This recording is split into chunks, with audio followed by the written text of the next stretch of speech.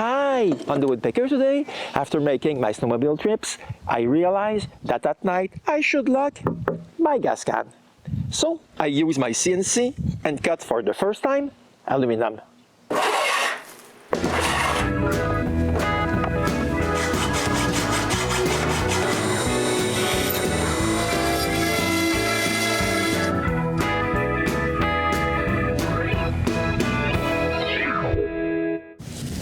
I know, it's almost impossible to believe, but yes, the gas can on my snowmobile really does cost 305 Canadian dollars.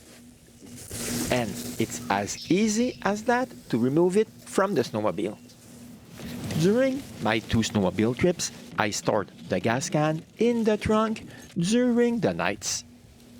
As you can see, it takes half the trunk's space. But when I put a padlock on it, it was safe from the thieves. Every morning, I took the gas can out and put it back in its place so I could put my luggage in the trunk. Sylvain, my brother-in-law, has plates like those ones. They go under the gas can's lock.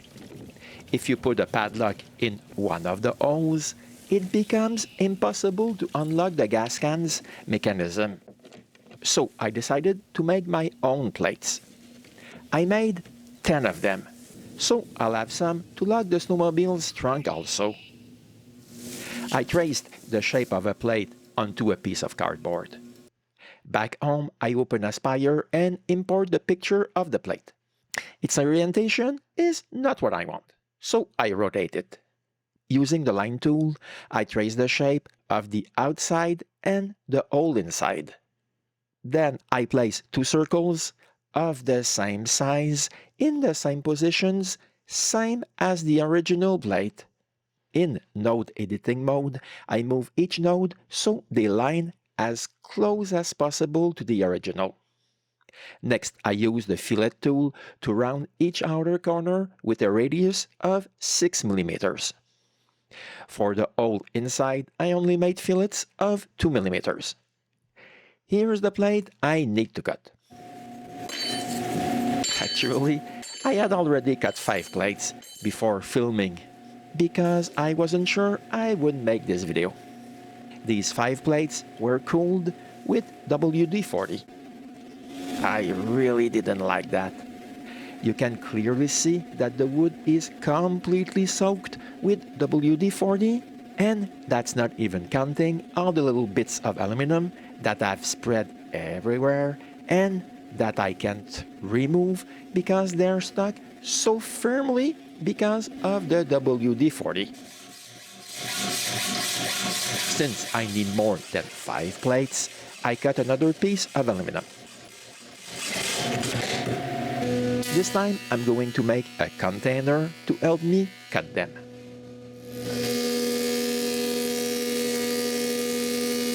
When I have a straight piece of 2x8, I screw it onto my CNC and cut a large pocket slightly larger than the piece of aluminum. With my new spindle, I can use much larger bits, and thanks to that, making this pocket takes considerably less time than with my other spindle. But even though it's faster, it still seems like it takes forever to finish. Okay, now that I have my container, I can screw my plate into the bottom. The first thing I do is put on a regular drill bit to drill through the metal and make 15 holes for screws that will hold all the pieces in place while they're being cut. Now, all that's left to do is to screw in those 15 screws. That way, I'm really sure that no metal piece will fly off while they're being cut.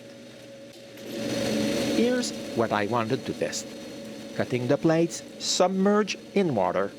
I figured that I might not have the problems I had last time, like a cutter jamming and breaking like this one. Now it's time to cut the plates. This is at normal speed. You can see water droplets flying here and there and a few small pieces of aluminum. But nothing like when I lubricated the first cuts with WD-40. Some of the water is absorbed into the wood, so I have to add a little more water a few times. But it's clear that most of the aluminum shavings remain in the water.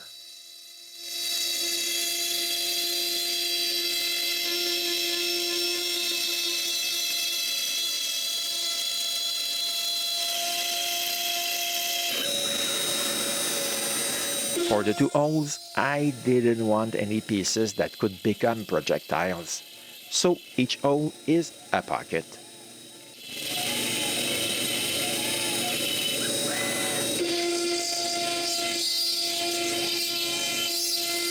Everything is working perfectly. So far, I'm really happy. I honestly don't know what happened until I look at my router bit and see that it's full of aluminum in one of the flutes. So I put on one of my router bits that I use for cutting wood. I know they're not as good as the two I've already broken, but I would have thought it would have lasted a little bit longer. I put on a new router bit and reduce the cutting speed. It works fairly well, but just a little further than last time, the bit breaks again. I change it, reduce the speed again, and also the depth of cut. It works very well when the bit makes the center hole and rotates counterclockwise. But as soon as I make the outer cut, which rotates clockwise, the cutter breaks, practically in the same spot as the first time.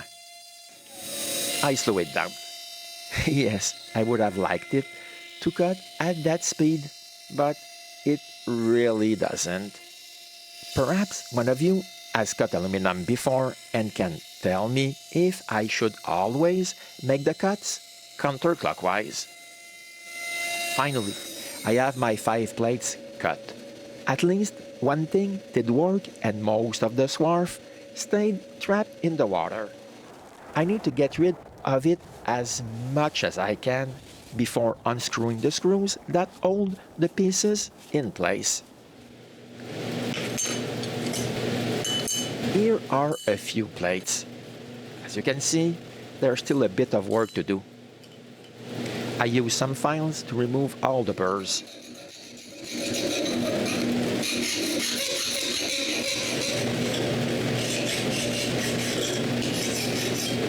Once cleaned, they look really good. I would have been much happier if I hadn't broken so many router bits.